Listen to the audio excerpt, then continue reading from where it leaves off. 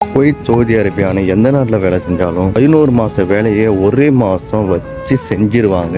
வீட்டில் வேலை பார்க்குற பெண்களுக்கும் வீட்டு டிரைவர்களுக்கும் இந்த மாதம் சரியாக தூக்கமே இருக்காது. காலையில் இருந்து ஈவினிங் வரைக்கும் எந்த வேலையும் சொல்லாமல் கரெக்டாக நோன்பு திறக்கிற நேரத்தில் வேலை சொல்லி டிரைவருங்க வண்டியிலே இருந்துருவாங்க. பல பேருக்கு நோன்பு திறக்க கூட நேரம் கிடைக்காது. கார்லேயே நோன்பு திறப்பாங்க, சாப்பிட கூட நேரம் கிடைக்காது. குவைத்தில் நிறைய பள்ளிவாசல்களில் நிறைய ஃப்ரீயாக உணவு கிடைச்சாலும் நம்ம ஆளுங்களுக்கு டைமே கிடைக்கிறது. எப்போ வேலை வைக்கிறாங்கன்னு அவங்களுக்கே தெரியாது, எப்போ வேலை சொல்லுவாங்கன்னு அவங்களுக்கும் தெரியாது. அந்த நேரத்துலையும் வேலை பார்த்துட்டு அடிச்சு பிடிச்சிட்டு ரூமுக்கு வந்தா அதுக்கப்புறம் வேலை சொல்லி கிளம்புறவங்க தான் டிராஃபிக்ல சிக்கி தவிச்சு சீரழிஞ்சு கடைசியில் நைட்டு வரத்துக்கு 12 மணி ஆகிடும்.